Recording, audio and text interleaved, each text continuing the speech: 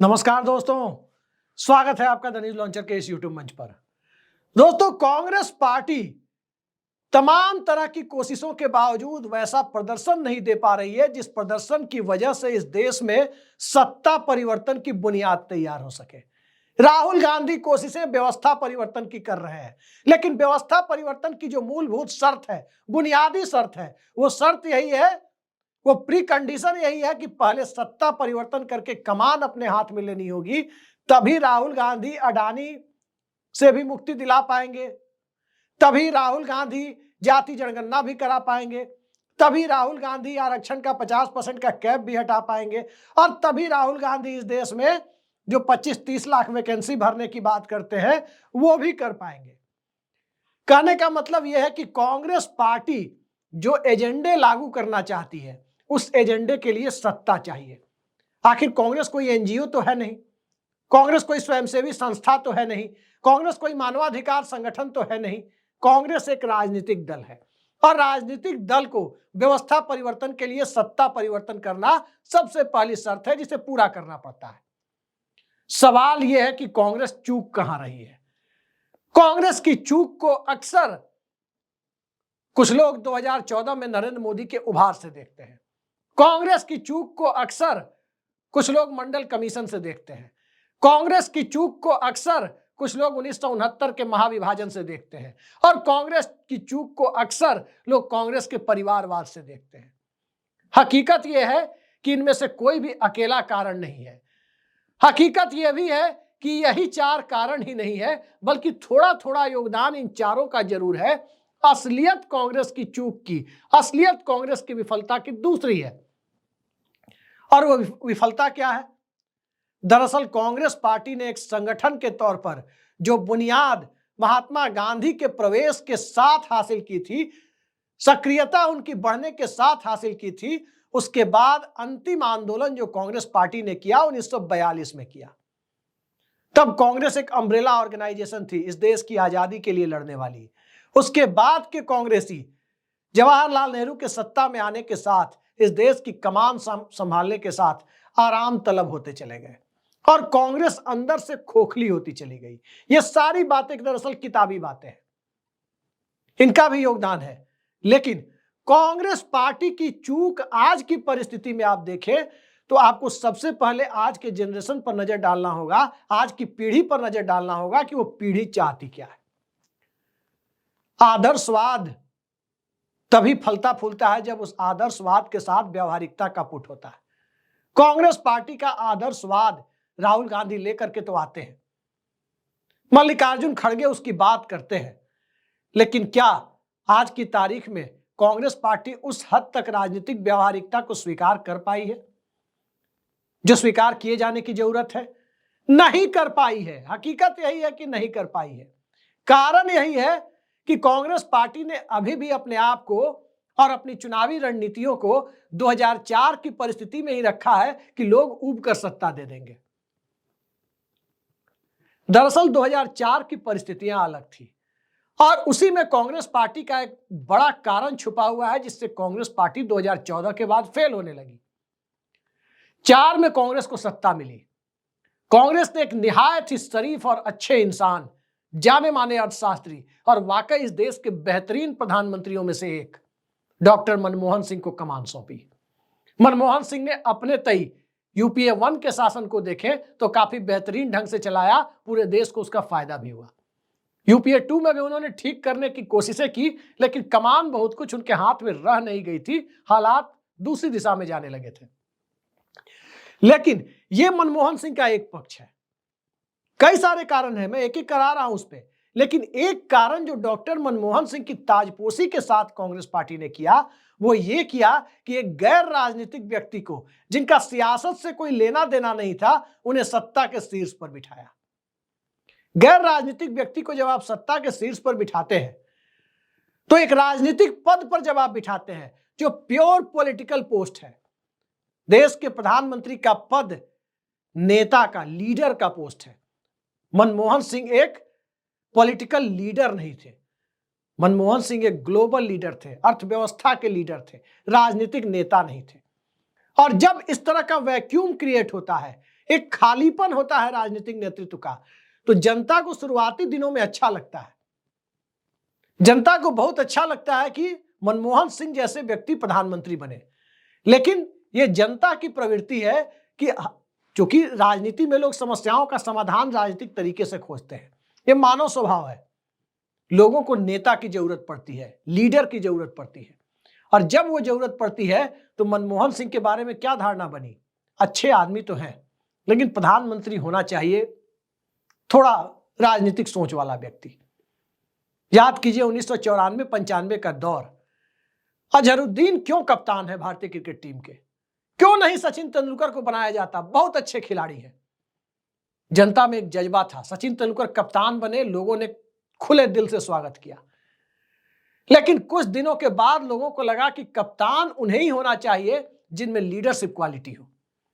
सचिन तेंदुलकर के प्रति लोगों के सम्मान में कमी नहीं आई, लेकिन लोग कप्तान ढूंढ रहे थे, और तब जाकर कप्तान और कप्तान के रूप में दादा की खोज हुई।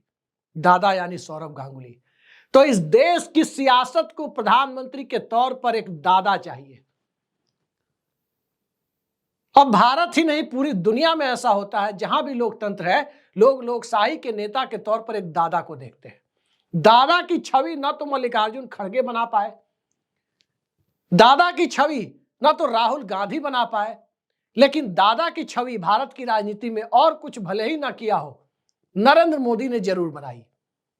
वो अपनी सत्ता के फेलियर को, असफलताओं को भी सफलता के रूप में पेश करने की कला में माहिर है, और यह सिर्फ नरेंद्र मोदी की वजह से नहीं हो रहा। इसमें कांग्रेस पार्टी का भी योगदान है कि कांग्रेस पार्टी नरेंद्र मोदी की असफलता को उजागर करने के लिए एक ऐसे दादा यानी सौरव गांगुली की बात मैं कर रहा हूं, एक ऐसे दादा की खोज नहीं कर पा रही है जो राजनीति में जरूरी होता है। तो एक कांग्रेस पार्टी के पास मोटिवेशनल लीडर की, उत्प्रेरक नेतृत्व की कमी दिखाई देती है। दूसरा सांगठनिक पहलू है। सांगठनिक पहलू को आप देखें तो साफ साफ दिखाई देता है कि कांग्रेस पार्टी का संगठन बहुत लचर है। उत्तर प्रदेश जैसे, बिहार जैसे राज्यों में, खासकर बिहार जैसे राज्य की बात करें तो स्वर्णिम अवसर कांग्रेस के सामने खड़ा है, लेकिन कांग्रेस पार्टी राष्ट्रीय जनता दल के मोह पास से निकल नहीं पा रही है। कभी राजद के पेरोल पर तो कभी जदयू के पेरोल पर। इन दोनों को खुश रखने वाला प्रदेश अध्यक्ष अलग अलग समय पर बनाया जाता रहा है, और यही कांग्रेस की विफलता है कि कांग्रेस पार्टी, उसे जाना मुंबई है लेकिन वो दिल्ली की ट्रेन में बैठ जा रही है। ये एक अलग तरह की परिस्थिति कांग्रेस के सामने है।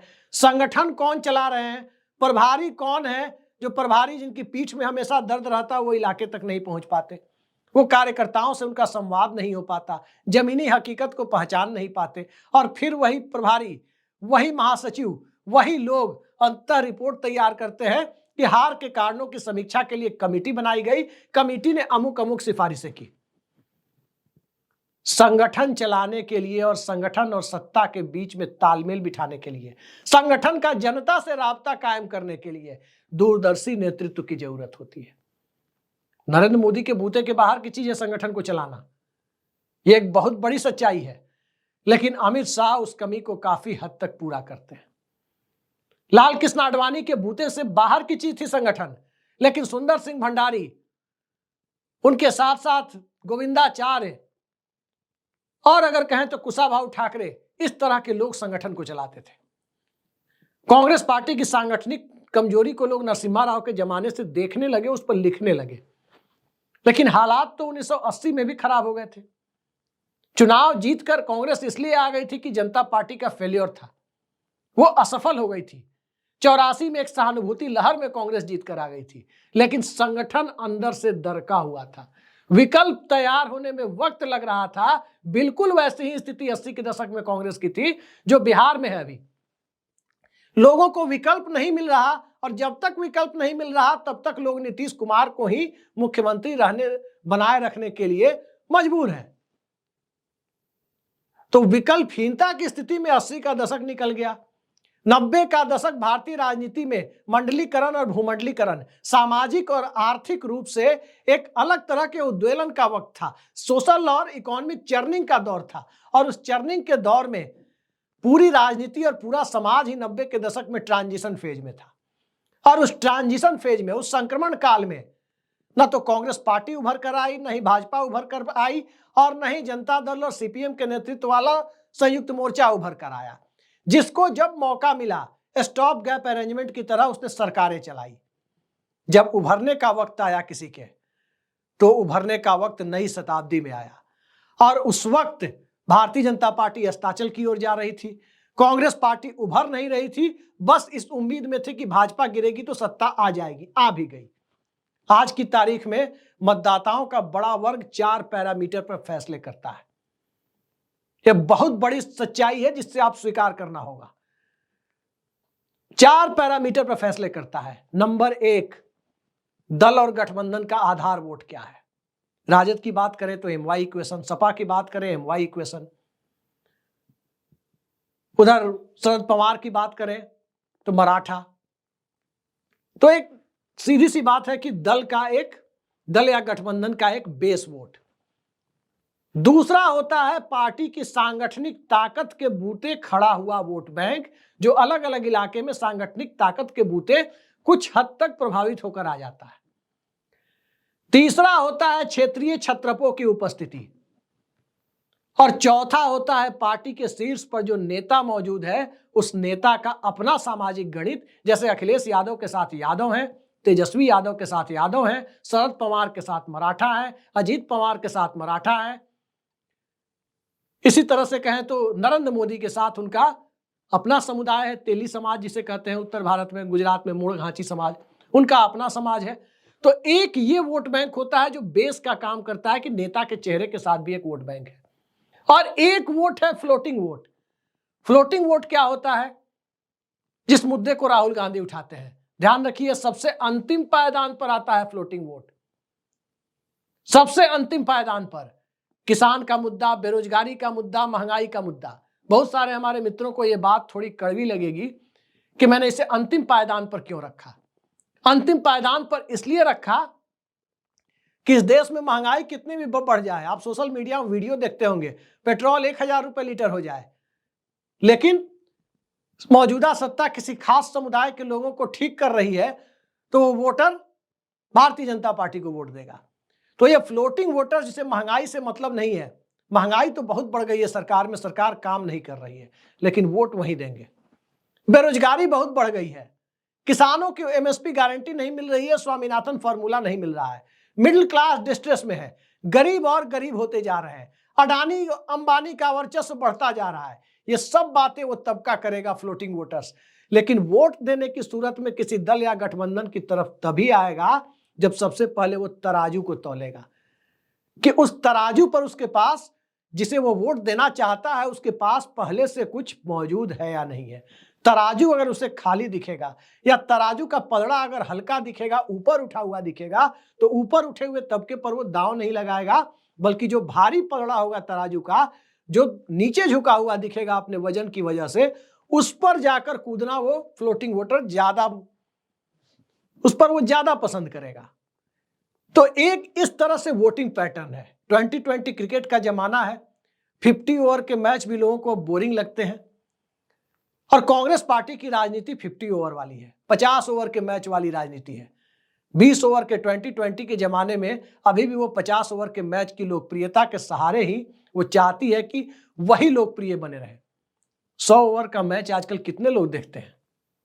एक जमाना था कि दिन भर लोग देखते थे, खटिया डालकर रेडियो किनारे रख के बैठ जाते थे, एंटीना घुमाते रहते थे, टेलीविजन का मैच आता रहता था, लाइट कटती थी तो रेडियो ऑन हो जाता था। अब वो स्थितियां बदल गई है। अब लोगों को इंस्टेंट रिजल्ट चाहिए, जल्द फैसले चाहिए, और जल्द फैसले नरेंद्र मोदी करे ना करे, सही फैसले करें गलत फैसले करें, लोगों को इस बात पर 2020 अंदाज पर लोगों को इतना सुकून तो जरूर मिलता है, भले ही उनके खिलाफ फैसला चला जाए, सोसाइटी के किसी तबके के खिलाफ, लेकिन यह सुकून जरूर मिलता है कि हां, त्वरित फैसला लिया तो आनंद फानन में नोट बंद कर दिया। जो लाइन में लगा हुआ है उसको भी लग रहा है कि मोदी ने बहुत बड़ा किया है, इतनी बड़ी हिम्मत किसी ने नहीं दिखाई। तो इस देश की जनता की प्रवृत्ति है कि साहसिक फैसले, भले ही वो दुस्साहसिक क्यों ना हो, इस देश के लिए वो फैसला अच्छा हो या बुरा हो, दोनों ही परिस्थितियों में जनता का एक तबका ये जरूर कहता है कि अच्छा किया या बुरा किया, लेकिन हिम्मत तो दिखाई। और उस तरह की प्रवृत्ति जब इस देश के वोटर्स के बड़े तबके की है, उस तरह की प्रवृत्ति जब इस देश के वोटर के उस तबके की है जिसने पोस्ट ऑफिस में जा करके उसके लेटर बॉक्स में कभी चिट्ठियां नहीं गिराई, जिसने कभी टेलीग्राम नहीं देखा, जिसने कभी एसटीडी बूथ पर जाकर के उसकी शक्ल नहीं देखी कि एसटीडी बूथ पर कैसे 3 मिनट बात करने के लिए 20 रुपए देने पड़ते हैं।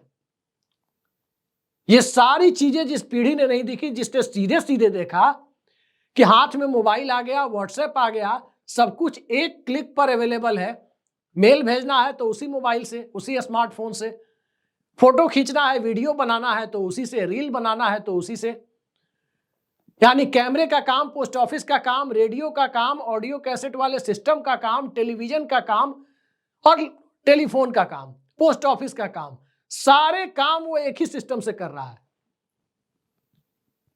तो उस पीढ़ी में आप धैर्य की उम्मीद नहीं कर सकते कि राहुल गांधी के एजेंडे पर लोग धीरे धीरे सहमत होंगे और कांग्रेस पार्टी के साथ अंततः लोग जुड़ जाएंगे। इस बात को दिमाग से निकाल दीजिए, क्योंकि आज के वोटर का बहुत बड़ा तबका ऐसा है जिसने वर्ष 2004-5 के पहले का हिंदुस्तान जिसे याद नहीं है, जो 1990-95 के बाद पैदा हुआ है और 2002-3 के बाद की परिस्थितियों में जिसने होश संभाला है, तो उस तबके को जाकर 50 ओवर और टेस्ट मैच वाले अंदाज में कांग्रेस पार्टी अपना ब्रांड बेचना चाहती है, तो कांग्रेस पार्टी को यह मुबारक हो। इस देश के लोग विकल्पहीनता की स्थिति में नरेंद्र मोदी को ऐसे ही चुनते रहेंगे जैसे बिहार के लोग विकल्पहीनता की स्थिति में नीतीश कुमार को चुन रहे हैं कि साहब बहुत हो गया, लेकिन कोई बेहतर तो मिले, कोई दिख ही नहीं रहा है तो क्या करें, इन्हें ही चुनना पड़ेगा। यही विकल्पहीनता की स्थिति कांग्रेस पार्टी के द्वारा हिंदुस्तान के बदले हुए समाज को, उस समाज के सबसे एग्रेसिव, सबसे जागरूक और सबसे आक्रामक वोटर को, उसके मिजाज को नहीं पहचान पाने की वजह से कांग्रेस को यह झेलना पड़ रहा है। और कांग्रेस के साथ साथ इस देश में लोकतंत्र को भी झेलना पड़ रहा है, क्योंकि लोकतंत्र का पलड़ा दोनों पार्ट के मजबूत रहने, दोनों पलड़े के, सत्ता पक्ष और विपक्ष दोनों के ताकतवर रहने की स्थिति में ही सुचारू रूप से चलता है। लेकिन पहले कांग्रेस तो सुचारू रूप से चले, दिक्कत यही है। आज के लिए इतना ही, नमस्कार।